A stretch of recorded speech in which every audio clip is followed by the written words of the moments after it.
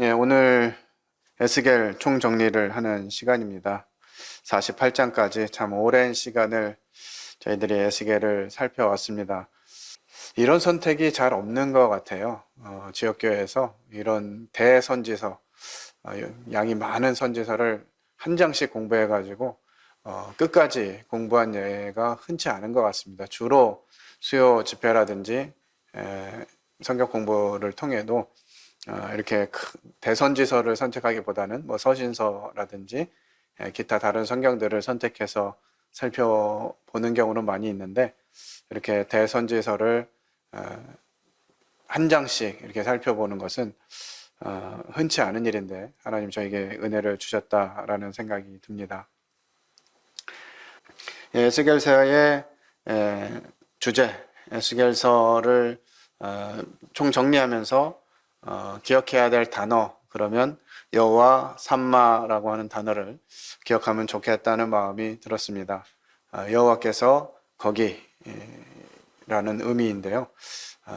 하나님께서 계신 곳, 우리가 그곳을 소망하고, 그곳이 어디가 됐든지 그곳을 소망하고 하나님의 음성을 듣고 그 음성이 순종되어지는 이와 같은 일들이 일어난다면 저희들의 삶에서 여호와 삼마가 경험되어질 것이라고 생각이 됩니다. 에스겔은 제사장이었지만 예배를 드릴 수 없는 현실 속에 살았던 사람입니다. 오늘날 우리 모습 같죠? 이 코로나 때문에 예배를 드리고 싶어도 현장에 나올 수 없는 이런 상황들, 심지어 이제 이때는 더 했겠죠. 포로로 잡혀가서 나라도 없어지고 자유도 없고, 이런 가운데에서 제사장의 신분으로서 어떻게 살아야 되나, 어떤 소망을 가지고 살아야 되나 라고 하는 이런 암울한 현실 가운데 있을 때 하나님께서 에스겔에게 나타나셨고요. 에스겔을 통해서 말씀하시면서 메마른 뼈들이 살아나서 군대를 이루는 이 어떤 환상을 보게 하십니다. 또 하나님의 영이 성전을 떠나가는 것과 다시 임재하시는 것을 보았던 선지자가 바로 에스겔입니다. 하나님이 힘을 주신다라는 의미의 이름을 가진 그는 BC 597년 예루살렘에 대한 마지막 공격이 있기 전 바벨론으로 강제로 이주했던 사람들 속에 있었던 제사장이었습니다.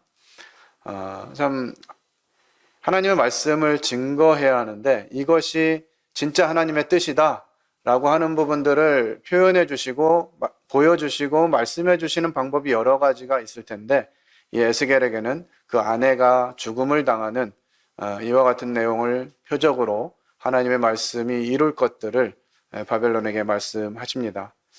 하나님의 말씀은 우리에게 늘 즐겁고 늘 반갑고 늘 가벼운 그런 것들을 말씀하시는 것이 아니라, 때로는 무겁고 힘들고 어려운 부분들을 말씀하신다라고 생각이 되어집니다. 그래서 우리는 하나님의 말씀을 마치 요즘 식사를 주문할 때 그냥 내 마음대로 내 기호에 맞는 대로 선택해서 먹을 수 있는 그런 시대가 되었는데, 하나님의 말씀도 그렇게 하려는 모습들이 보이는 것 같아요. 좋은 말씀, 듣기에 좋은 말씀, 또 내가 원하는 말씀, 내 성향에 맞는 말씀, 이런 것들만 들으려고 하는 이런 부분들을 보게 되죠. 그러나 하나님의 말씀은 우리의 마음대로, 우리의 생각대로 주어지는 것이 아니다라고 하는 것을 에스겔을 통해서 확인할 수 있게 됩니다.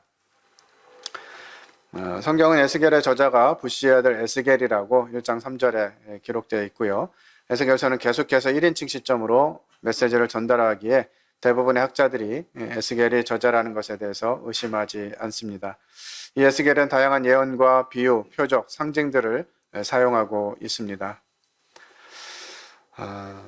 크게 보면 이스라엘이 왜 이렇게 되었는지, 그렇지만 하나님께로 돌아가야 한다라고 하는 큰 명제를 말씀해 주고 있습니다. 에스겔이 1장서부터 24장까지는 이스라엘에 대한 심판, 또 말씀, 이런 것들이 기록되어 있고요. 25장부터 32장까지는 이제 주변 국가에 대한 하나님의 심판이 기록되어져 있습니다. 33장부터 마지막 48장까지는 이제 하나님이 회복해 하시는 이와 같은 부분들을 말씀해 주고 계십니다. 이 기간 동안에 역사가 많이 흘러갑니다. 한 22년 정도, 23년 정도의 시간이 흘러가면서 성경에 기록되어 있고요. 그래서 처음에 말씀하셨던 말씀들이 그대로 성취되어지는 것들을 경험하는 과정 가운데 이 에스겔의 말씀은 계속되어서 기록되어지고 있습니다. 참 두려운 일이었겠죠.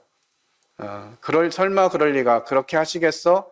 하나님 그렇게 하시지 않을 거야 라고 생각하고 있는데 에스겔을 통해서 예언된 말씀들이 그대로 이루어져가는 그런 과정들을 겪으면서도 이스라엘 백성들이 돌이키지 않았던, 참 이것은 정말 어떻게 이럴 수가 있을까 싶을 정도의 상황이지만 그것이 결국은 우리들의 모습인 것들을 다시 한번 생각해 보게 됩니다.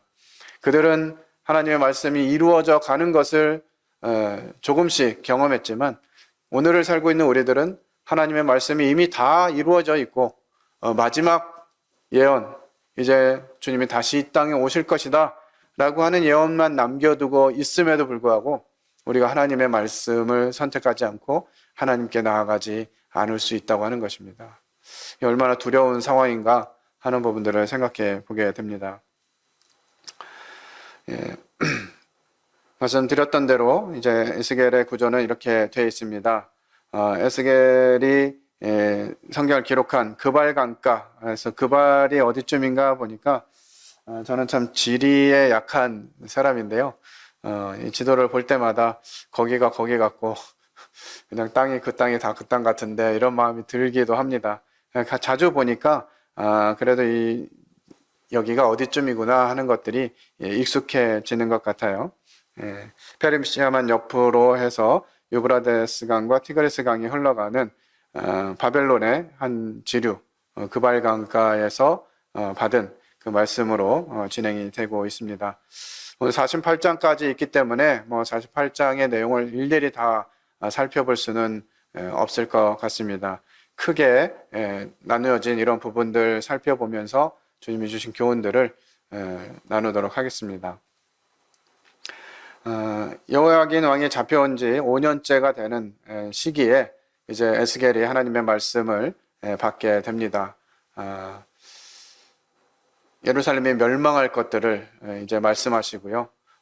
참 즐거운, 또 복을 주시는 이와 같은 예언들을 하게 되는 선지자라면 사람들의 앞에 있을 때도 참 즐겁고 힘이 있을 것 같은데, 우리 민족이, 우리 나라가 멸망할 것이다 라고 하는 것을 예언하는 것은 참 힘든 일이었던 것 같아요. 특히나 그 상황 자체가 암울했던 그런 상황이었고, 유일하게 남은 희망, 하나님이 우리를 회복해 주실 거야, 하나님이 우리를 영원히 심판하시지는 않을 거야 라고 하는 유일한 희망을 가지고 있는 사람들에게, 아니야, 하나님이 심판하실 거야, 너희들 멸망하게 될 거야 라고 하는 예언을 한다는 것은 참 쉽지 않은 이런 말씀이었을 것 같아요. 오늘날도 하나님의 말씀을 증거하는 것, 이것이 점점 더 어려워지는 이와 같은 환경 가운데 있습니다. 제가 교제하는 분들 중에 초등학교 교사들이 여러분이 있는데, 내가 지금 여기서 뭐 하고 있는 건가 하는 생각을 많이 한대요.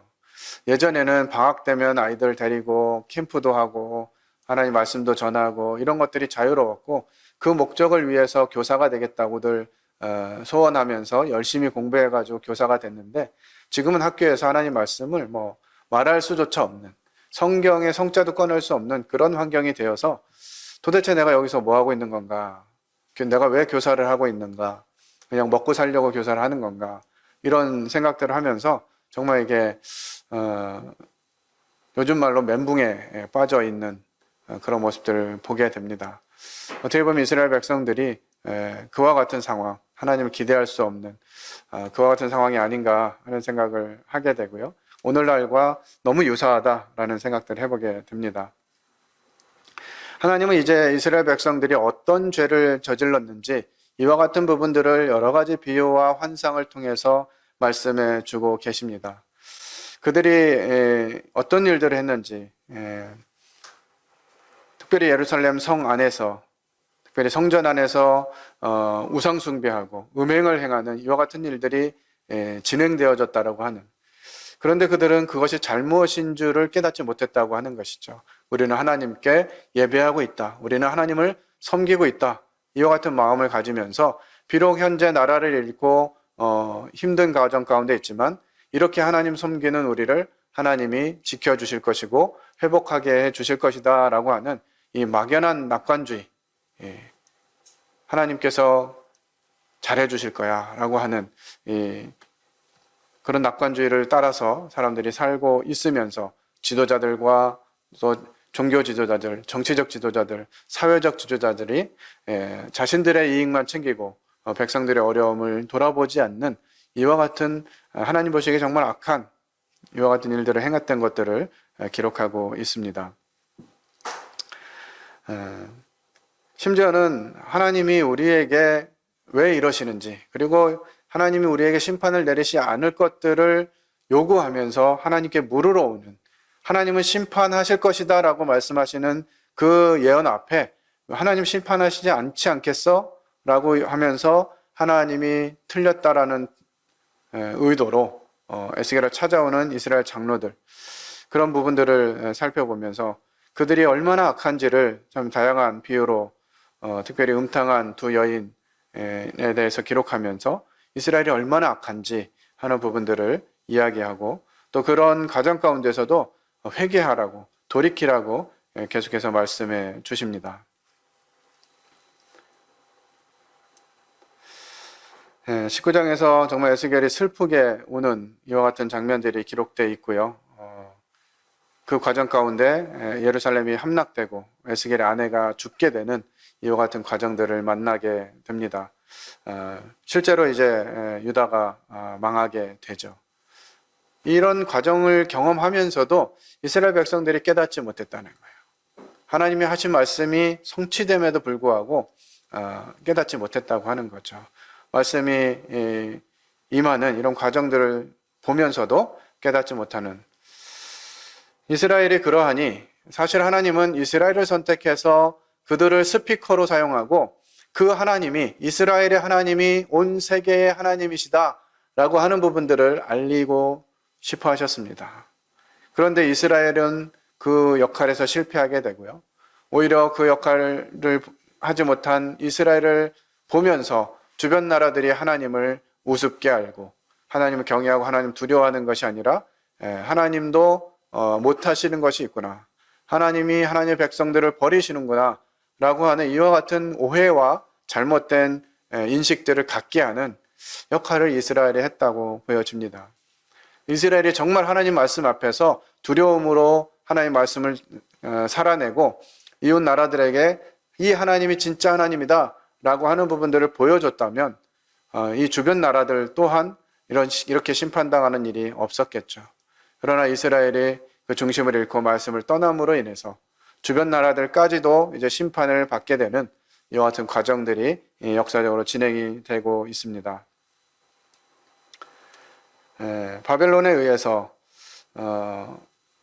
하나님이 주변 나라들을 심판하십니다. 이스라엘을 중심으로 동서남북 모두 주변에 있는 모든 나라들이 심판을 당해요.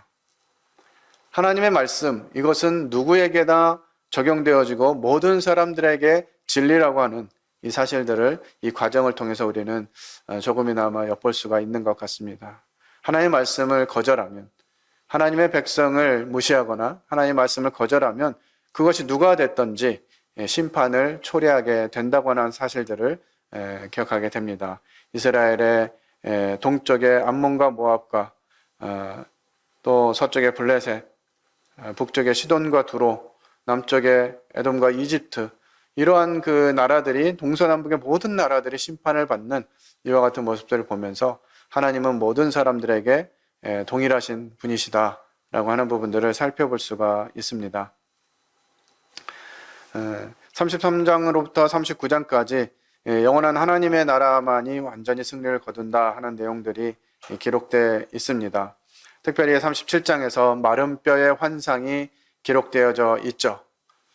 참 이 장면은 마치 오늘날 무슨 SF 영화의 장면처럼 죽었던 사람들이 다시 살아나는 이와 같은 부분들을 보게 됩니다. 지옥이라는 드라마를 혹시 보신 분들이 계실 거라고 생각이 듭니다. 요즘 넷플릭스에서 오징어 게임에 이어서 전 세계 시청률 1위를 기록한 그런 드라마인데, 제목이 지옥이라서 저는 그 내용들을 이렇게 살펴보면서 이 드라마가 사람들에게 지옥에 대한 두려움을 좀 주는 그런 영화가 됐나 싶어가지고 좀 내용을 살펴봤는데, 무척 실망한 드라마였습니다. 전혀 성경적이지 않고 성경을 오히려 불신하게 만드는 이와 같은 내용들로 기록이 되어져 있었습니다. 마지막에 택시 기사가 주인공을 태우고 이제 운행을 하면서 하는 말, 이것이 이 드라마의 주제인 것 같은데요. 나는 뭐 신이 뭘 하는지 관심이 없다고. 다만 우리는 인생이 사람들이 사는 세상이니까 사람들이 하도록 내버려 둬야 되지 않겠느냐. 이렇게 이제 이야기를 하면서 드라마가 마무리가 됩니다. 참 하나님은 모든 것을 회복시키시겠다고, 하나님의 은혜와 하나님의 능력을 보여주시고 회복시키시겠다고 말씀해 주시는데, 그건 하나님 얘기고 그냥 내 인생은 내 거니까 그냥 내버려 두면 좋겠어 라고 하는 이런 인식, 이것이 오늘날 온 세계를 점령하고 있는 인본주의의 핵심입니다. 사람이 최고야, 내가 최고야 라고 하는 거죠. 결국은 이제 나 자신을 믿는, 자기를 하나님으로 섬기는 이와 같은 나 자신을 섬기는 신앙이 팽배해지고 있는 이런 시대에 있는 것 같습니다. 그러나 하나님은 우리의 이와 같은 상황, 정말 뼈가 말라가지고 더 이상 아무런 희망이 없는, 더 이상 기대할 수 없는 그런 상황에서도 하나님은 다시 회복시킬 수 있다라고 하는, 우리의 상황이, 우리의 형편이, 우리의 모습이 어디까지 왔든지 우리가 다시 하나님께 나아가면 하나님은 우리를 회복시키실 것이라는 이 너무나 분명한 약속과 하나님의 능력을 보게 됩니다. 하나님의 나라를 이루기 위해서 이제 제3차 세계대전에 대한 내용들이 기록되어져 있습니다. 곡과 마곡에 대한 예언을 통해서 이와 같은 일들이 어떻게 이루어질 것인가 하는 부분들을 기록하고 있고요. 이제 40장부터 48장까지 예루살렘이 함락된 지 14년이 지난 이 상황까지 말씀하시면서 이제 하나님이 다시 새하늘과 새 땅을 주시고 새 성전 안에서 예배가 회복되어지고 성도들의 섬김이 회복되어지고 그곳에서 영원히 하나님이 떠나지 않으시겠다는 약속, 성전을 떠나셨던 그 하나님이 다시 돌아오셔서 다시는 이제 성전을 떠나지 않으시겠다고 약속하시는 그 약속 가운데에서 여호와 삼마라고 하는 말씀으로 48장이 마무리되고 있습니다. 우리는 영원한 하나님 나라, 그것을 구하고 소망하고 있지만 이와 같은 말씀들을 저희들 소망 가운데 두고 그 가깝게 이루어질 일들이죠. 그리고 영원한 하나님 나라에 함께하게 될 그 시간들을 소망하는 근거로 이것을 소망할 수 있겠다라는 생각을 하게 됩니다. 하나님은 왜 우리에게 이와 같은 말씀을 허락해 주셨을까요? 우리는 하나님의 말씀이 우리 다음 세대들에게도 각색되지 않고 바르게 전달되도록 해야 한다고 하는 것입니다. 하나님이 우리에게 왜 말씀을 주시느냐? 첫 번째는 우리가 그 말씀을 주목하고 말씀에 순종하고 하나님의 뜻대로 살아가기를 원하시고, 거기서 멈추는 것이 아니라 하신 말씀들을 다음 세대에게 전달하도록 하나님 우리에게 명령해 주셨습니다. 우리 릴레이죠. 신앙의 릴레이, 영적 릴레이라고 생각이 되어집니다.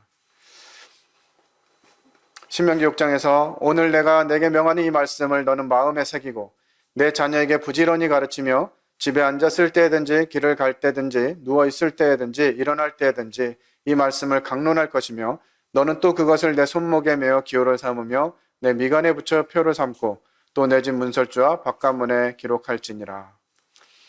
하나님은 이스라엘 백성들에게 말씀을 허락하시면서 그 말씀을 일단 네 마음에 새겨라. 그 말씀이 너의 중심이 되도록 해라. 이렇게 말씀하시고 자녀에게 가르치라고 말씀해주고 계십니다. 오늘날 성도들조차도 이 자녀들에게 하나님 말씀을 가르치는 것보다 세상의 교육을 가르치는 것에 더 열심하는 모습을 통해서 아이들이 중학생, 고등학생이 돼도 신앙의 문제가 해결되지 않는, 특별히 더 부를 가지고 더 좋은 지위와 더 좋은 직업을 얻으려고 하는 이런 사람들 속에서 보여지는 모습들이 너무나 안타까운 것 같아요. 자기 자녀들이 장성해서 20대 중반 30이 되었는데도 그들이 신앙 안에서 자라가고 있지 못한 것들을 안타까워하지 않습니다. 그저 이 땅에서 어떻게 잘 먹고 잘 살게 할 것인가, 이와 같은 부분들의 마음이 빼앗겨져 있어요.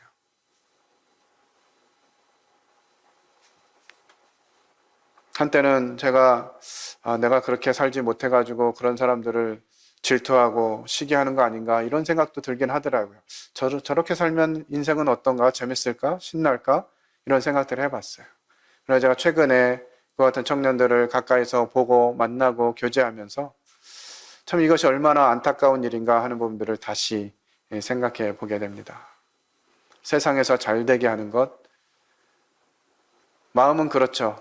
세상에서 잘 돼가지고 영향력을 끼치는 사람이 돼야 되지 않겠냐, 이런 소원인데, 세상에서 잘 돼가지고 영향력을 끼치는 사람이 그렇게 많지 않다는 것이죠. 구약에서뿐만 아니라 신약에서도 우리에게 명령해 주고 계십니다. 마태복음 28장 19절로 20절 말씀 함께 읽도록 하겠습니다. 시작. 그러므로 너희는 가서 모든 민족을 제자로 삼아 아버지와 아들과 성령의 이름으로 침례를 베풀고 내가 너희에게 분부한 모든 것을 가르쳐 지키게 하라. 볼지어다 내가 세상 끝날까지 너희와 항상 함께 있으리라 하시니라. 신약에서도 하나님 우리에게 이와 같이 우리가 받은 말씀, 경험된 말씀, 이것을 전하라고 가르쳐주고 있습니다. 말씀만 전하고 복음만 듣고 천국 가게 돼서 끝, 이것이 아니라 내가 너희에게 분부한 모든 것을 가르쳐 지키게 하라고 말씀하십니다. 우리 주님의 제자들에게 성경을 통해서 기록한 이와 같은 내용들을 가르쳐 지키게 해야 하는 것입니다. 구원받았으니까 이제 네가 알아서 잘 살아 라고 하는 이와 같은 모습들 때문에 많은 성장하지 못하고 그냥 머물러 있는 이런 성도들을 자주 보게 되는데요. 구원 얻는 것은 시작이고 계속해서 성장할 수 있도록 그리스도의 장성한 분량에 이르기까지 자라게 하는 것이 하나님이 우리에게 분부하신 뜻이라고 확신을 갖게 됩니다. 성경에도 보면 하나님은 심판을 계속 말씀하셨지만 이와 같이 심판하시고 징계하시고 재앙을 허락하시는 이유가 뭐냐라고 하는 부분들은 결국은 회복에 있습니다. 33장 11절에 보면 나는 악인이 죽는 것을 기뻐하지 아니하고 악인이 그의 길에서 돌이켜 떠나 사는 것을 기뻐하노라. 이스라엘 족속아 돌이키고 돌이키라. 하나님의 마음은 우리가 돌이키는 것입니다. 예레미야 29장 11절에도 여호와의 말씀이니라 너희를 향한 나의 생각을 내가 아나니 평안이요 재앙이 아니니라. 너희에게 미래와 희망을 주는 것이니라. 참 세상은 하나님이 우리에게 무엇인가를 빼앗아갈 것처럼 자꾸 무엇인가 요구하고 하나님께 열심히 사는 것은 우리의 삶을 포기하는 것인 것처럼 거짓으로 회방하고 있습니다. 그러나 하나님 우리에게 평안을 주시기를 원하시는 것이고요. 미래와 희망을 주시기를 원하신다라고 하는 것이죠. 우리는 이와 같은 에스겔의 말씀, 특별히 하나님의 진노를 통해서 하나님의 진실을 발견할 수 있는 성도가 되어야겠습니다. 너 혼난다 라고 말하는 이 말씀이 혼내기 위해서가 아니라 정말 그 아들이 잘 되기를 위해서, 그 아들이 회복되어지고 바른 길을 가게 하시기 위한 부모의 마음인 것처럼 하나님께서도 재앙을 말씀하시고 심판을 말씀하실 때 그 본심이 심판하는 것이 아니라 회개하고 돌이키라고 하는 것이죠. 그래서 우리는 하나님의 말씀을 들을 때 하나님의 진심, 하나님의 마음을 생각할 수 있어야 될 것입니다. 34장 1절에도 이와 같은 부분들을 말씀하십니다. 여호와의 말씀이 내게 임하여 이르시되 인자야 너는 이스라엘 목자들에게 예언하라. 그들 곧 목자들에게 예언하여 이르기를 주 여호와께서 이같이 말씀하시되 자기만 먹는 이스라엘 목자들은 화 있을진저 목자들이 양떼를 먹이는 것이 마땅하지 아니하냐. 성도들을 하나님의 뜻대로 서게 하지 않고 저들이 하고 싶은 대로 방치하는 것, 이것이 목자들이 말씀을 전해야 하는 사명을 잃고 자기 욕심대로 살고 있는 모습이라고 생각이 듭니다.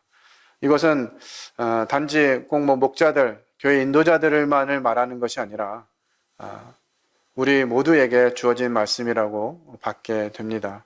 나만 잘 먹고 잘 사는 것이 아니라 양떼들, 나에게 맡겨진 양떼들을 돌아보고 그들이 말씀 안에 살아갈 수 있도록 하는 것이 우리들의 역할이죠. 우리의 자녀들과 우리의 이웃들과 가족 친지들이 하나님을 알아갈 수 있도록 하는 것이 우리의 사명인 것을 기억하게 됩니다. 하나님은 에스겔의 시대나 지금이나 이 선생이 아니라 아버지의 마음을 가진 성도들을 찾으십니다. 이와 같은 공감, 내 마음을 알아주고 이해하고 품어주고 용납하는 이와 같은 것들이 잘 실행되지 않다 보니까 사람들은 저마다 외로움을 느끼고 있고요. 누군가 내 마음을 알아줄 사람들을 찾아 나서게 됩니다. 특별히 교회 내에서도 그와 같은 활동들이 더 활발하게 일어나야 될 줄로 아는데 갈수록 이와 같은 부분들이 자꾸 단절되어지는 것 같고 성도들에게 내 마음을 표현하면 오히려 이것이 짐이 되고 비난하는 화살이 되지 않을까, 이런 마음들 때문에 우리들의 마음을 진솔하게 교제하기가 쉽지 않은 그런 시대에 살고 있는 것 같습니다. 주변이 다 그러니까 성도들도 그와 같은 부분에 영향을 받게 되고 교회 내에서도 교제 가운데 은연중에 그와 같은 부분들이 진행되어지는, 그래서 성도들을 이해하고 용납하고 격려하고 위로하는 것이 아니라 핀잔 주고 비난하고 평가하고 이와 같은 모습들이 있게 될 때 냉랭해지는 것이죠. 참 하나님이 사랑을 통해서 우리가 하나님의 자녀인 것들을 증명하라고 이렇게 말씀하고 계신데, 우리가 그와 같은 부분들에 있어서 구체적으로 말과 행동과 사람을 대하는 태도와 이런 부분들에 있어서 우리 스스로를 돌아볼 필요가 있다고 생각이 됩니다. 우리 주님이 하셨던 것처럼 하나님은 계속해서 이제 예수 그리스도 그분을 세우실 것을 말씀하시고 약속하시고 이루어 주셨습니다.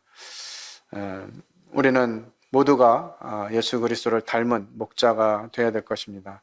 하나님의 진심을 전하는 사명을 책임지는 아버지의 마음을 가진 목자가 되기를 하나님 기대하신다고 믿습니다. 우리 모두가 하나님 앞에서 그와 같은 사명을 감당해 갈 수 있기를 바라고요. 오늘날 많은 교훈들은 이렇게 양의 탈을 쓴 늑대처럼 살게 하는 것 같습니다. 우리 미가서 큐티를 하면서 그런 내용 볼 수 있었죠. 또 내가 또 이르노니 야곱의 우두머리들과 이스라엘 족속의 통치자들아 들으라. 정의를 아는 것이 너희의 본분이 아니냐. 너희가 선을 미워하고 악을 기뻐하여 내 백성의 가죽을 벗기고 그 뼈에서 살을 뜯어 그들의 살을 먹으며 그 가죽을 벗기며 그 뼈를 꺾어 다지기를 냄비와 속 가운데 담을 고기처럼 하는도다. 참 얼마나 안타까운 모습인지. 오늘날 성도들을 방치하고 있는 이런 모습들도 느껴지게 됩니다. 그냥 하고 싶은 대로, 원하는 대로, 느끼는 대로 그렇게 살도록 그냥 내버려 두는 이와 같은 안타까움을 생각해 보게 됩니다. 싫은 소리하고 따끔한 소리하고 이런 설교를 하면 힘들어하는 성도들이 있고 상처받을까 봐 이런 말들이 강단에서 자꾸 줄어들고, 정말 제대로 된 말씀, 제대로 된 교훈, 책망 이런 것들이 증거되어야 될 이 하나님의 강단에서 그냥 듣기 좋은 말만 하게 되는 이런 시대가 되어버려 가고 있는 것 같습니다. 저희들이 에스겔 말씀을 받으면서 이제 새해를 맞이할 때 이와 같은 부분들 다시 세우는 그와 같은 과정이 되기를 바라는 마음이 있습니다. 아버지의 마음을 상실하고 맡겨진 생명을 책임지지 않고 방치하며 또 정의를 버리고 자기 욕심대로 살아가는 이 삶의 결과가 어떤 것인지를 보게 됩니다. 에스겔은 계속해서 이와 같은 말씀들을 우리에게 주고 계세요. 우리의 중심을 또 살펴보아야 할 것 같습니다.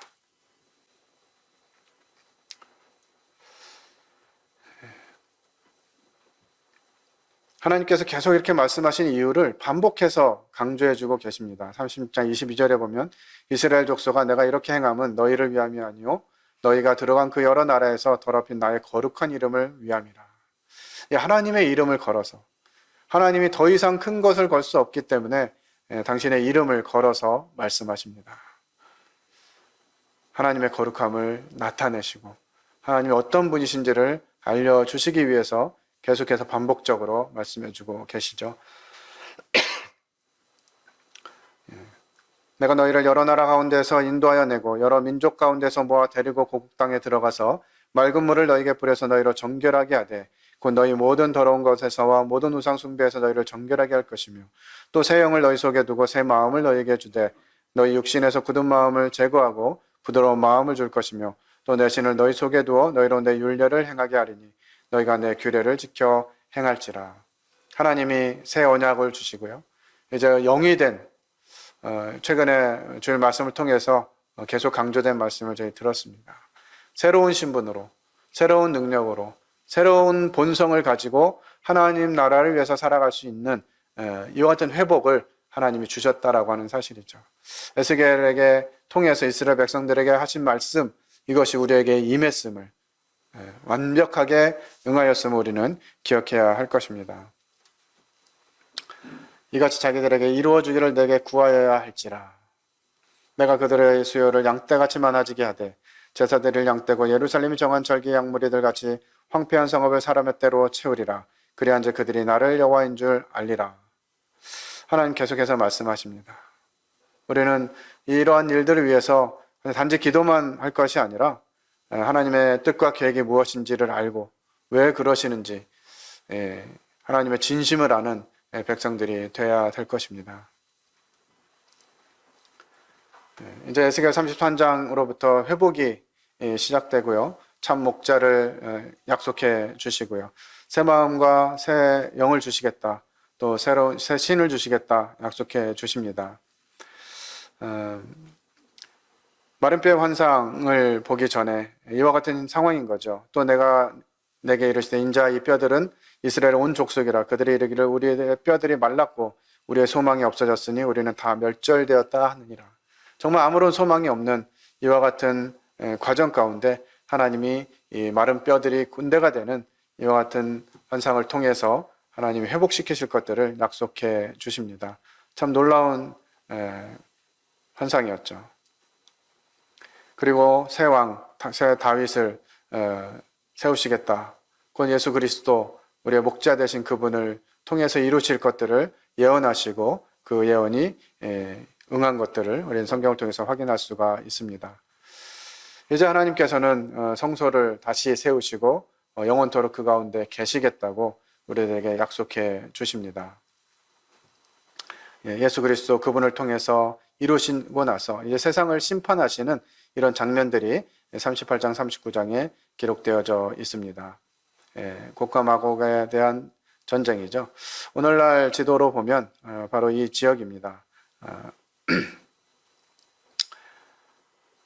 이곳에서 로스와 메섹과 두바랑코가 하시면서 바사와 구스와 붓과 고멜과 그 모든 때와 북쪽 끝의 도갈마 족속과 그 모든 때 곧 많은 백성의 무리를 너와 함께 끌어내리라 이렇게 말씀하셨습니다.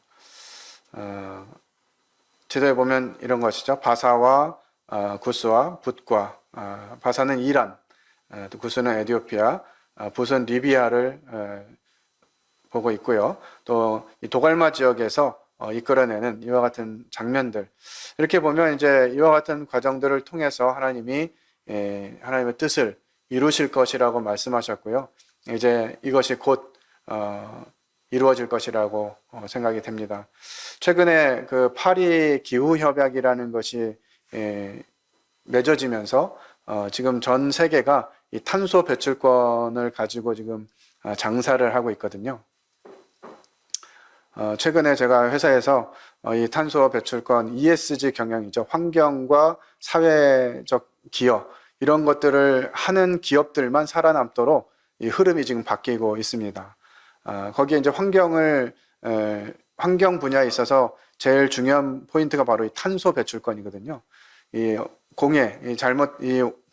탄소를 적게 배출하는 기업일수록 많은 혜택을 주는 거예요. 사실 우리는 예언을 통해서 유럽 연합이 되면서 그들이 강대해지고 그들의 강대함이 이제 세상을 통치하게 되는 이런 흐름들에 대해서 배웠었는데, 오늘날 좀 어떠세요? 유럽이 좀 어떤 것 같으십니까?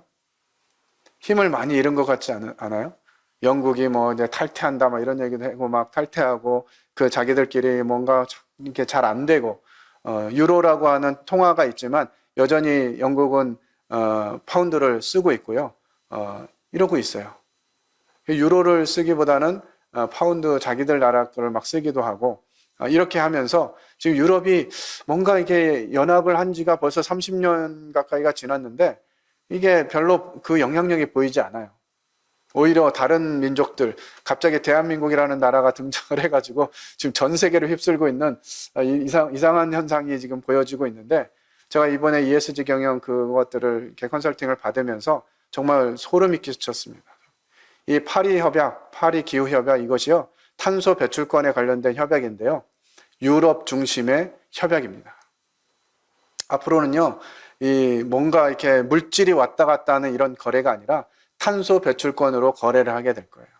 우리 같은 나라들은요, 정말 이 제조업이 흥한 나라이기 때문에 탄소를 배출하지 않을 수가 없습니다.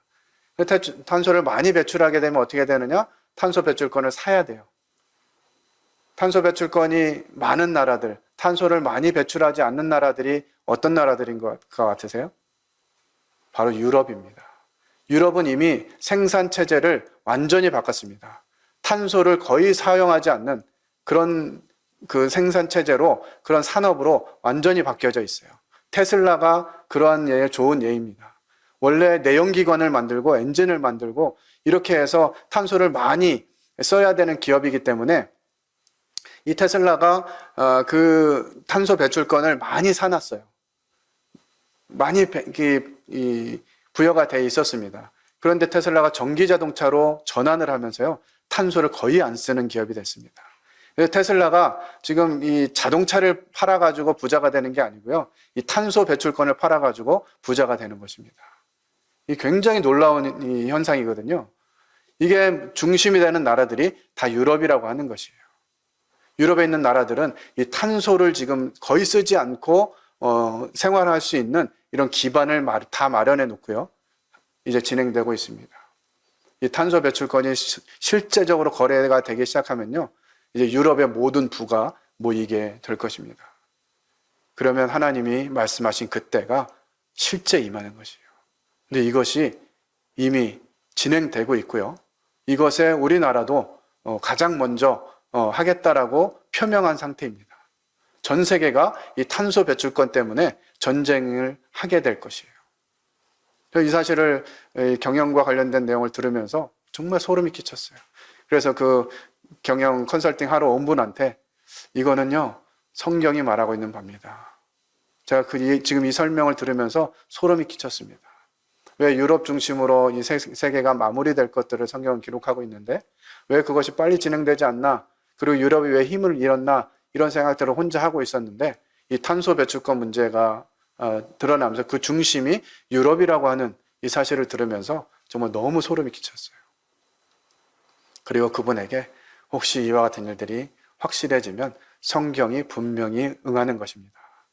한 번 더 생각해 보시고 성경이 응하는 것처럼 느껴지시면, 아니면 성경에 대해서 더 관심을 가지고 계신다면 저에게 연락하시라고. 성경은 너무나 분명하다고, 유럽 중심으로 돌아갈 것이라고. 그런데 지금 선생님이 저에게 와서 그걸 설명해 주고 계신다고. 그러면서 저도 놀래고 그분도 정말 그럴 거라고 생각은 했는데 뭐 실제 그럴 수 있겠네요, 뭐 이러면서 좀 가시긴 하셨는데, 이와 같은 일이 현실이 된다라고 하는 것입니다. 하나님은 이스라엘을 회복시키셨고요, 중동전쟁, 4차에 걸친 중동전쟁에서도 이스라엘이 살아남게 하셨어요. 성경 에스겔을 통해서 하나님은 계속해서 반복해 하십니다. 여호와인 줄 알게 하려 함이라. 여호와인 줄 알리라. 여호와인 줄 알리라. 여호와인 줄 알게 하려 함이라. 내가 여호와인 줄 알리라. 이와 같은 말씀들을 계속해서 반복하고 있어요. 이 세상에 많은 사람들이 하나님 무시하고 예사로 예수님을 모욕하면서도 함부로 성경을 무시하지는 못하는 모습들을 보게 되는데요. 그 근거가 바로 성경에서 예언된 말씀들이 역사 속에서 그대로 이루어져 왔고 또 지금도 그대로 이루어지고 있기 때문입니다.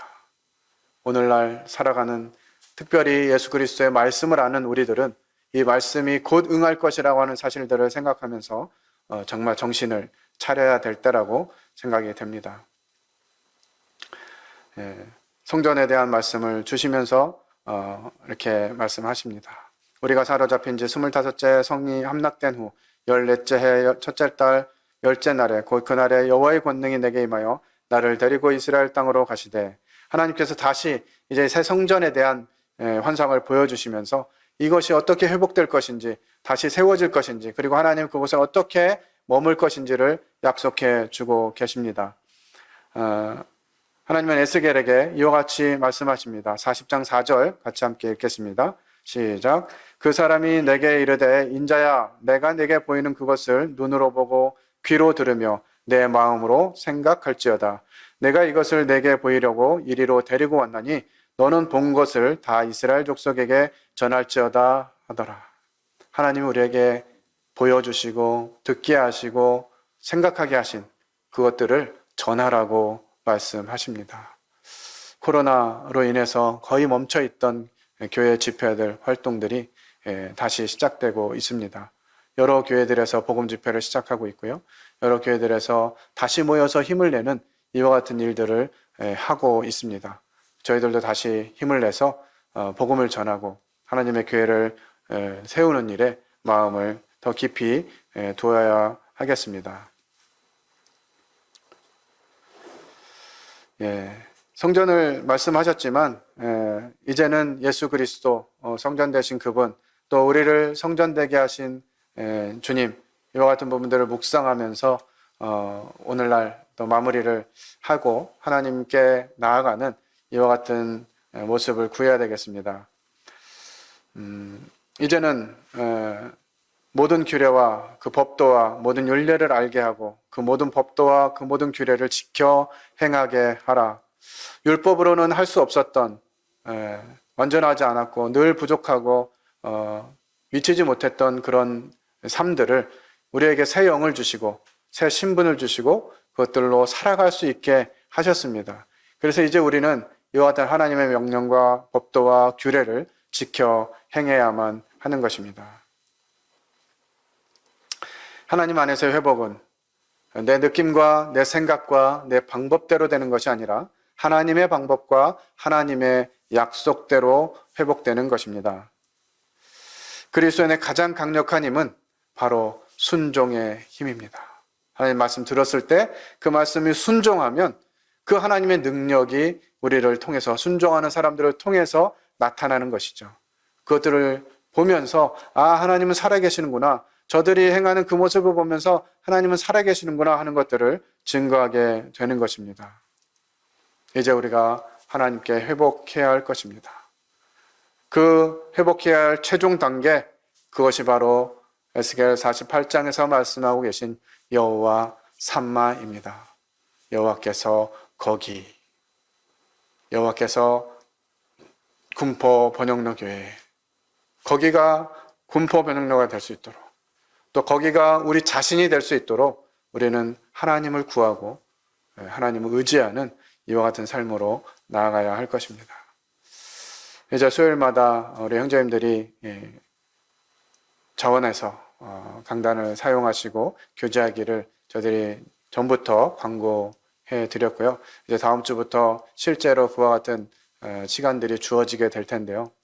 이것이 누구의 일이다 이렇게 생각하지 마시고 누구든지 하나님이 주시는 말씀들, 하나님 묵상하시고 주신 말씀들, 또 삶에서 경험한 내용들, 이와 같은 부분들을 더욱 풍성하게 형제님들이 이 시간에 좀 사용하시면 참 좋겠다 하는 마음을 가지면서 형제님들이 각자 또 준비해 주시고 서로 너무 많아가지고 함께 이렇게 간증하고 또 말씀 전하고 싶어가지고 이 강단이 좀 붐비는 이런 상황 현상들이 좀 나타나면 좋겠다는 바람이 있습니다. 기도하시고 오늘 말씀 마치도록 하겠습니다. 긴 장을 다 소개하느라 좀 시간이 늦어졌는데요. 기도하고 또 그룹별로 기도하는 시간 갖도록 하겠습니다. 아버지 하나님, 놀라운 은혜를 감사를 드립니다. 마른 뼈와 같았던, 좀 마른 막대기와 같았던 저희들을 하나님의 은혜로 부르시고 저희들에게 놀라운 하나님의 사랑과 자비하심을 경험케 하시고 뿐만 아니라 저에게 새 본성을 허락하셔서 이제는 저희가 하나님의 말씀을 살아낼 수 있는 능력을 가진 자들이 되게 하신 것을 감사를 드립니다. 그것을 알면서도 그것을 사용하지 않고 그냥 숨겨둔, 달란트를 받고 땅에 파묻어둔 그런 어리석은 종처럼 저희들이 그렇게 남은 삶을 살지 않도록 은혜를 베풀어 주시기 원합니다. 하나님 주신 말씀대로 여호와 삼마, 하나님이 계시는 그곳에 저희들이 함께 있기를 원하고 하나님이 행하시는 그 일을 저희를 통해서 행해 주시기를 간구를 드립니다. 사랑하는 군포번영로교회 모든 성도들이 이와 같은 하나님의 진심을 알고 하나님을 향하고 하나님 마음 깊이 둠으로 하나님 나라를 이루어가는 귀한 성도들 될 수 있도록 도와주시기를 원합니다. 앞으로 수요일 날 전해질 이 말씀들을 하나님께서 풍성하게 허락하시고 형제님들의 입술을 통해서 하나님의 다양한 음성을 또 듣고 순종하는 귀한 은혜의 시간들을 허락해 주시기 원합니다.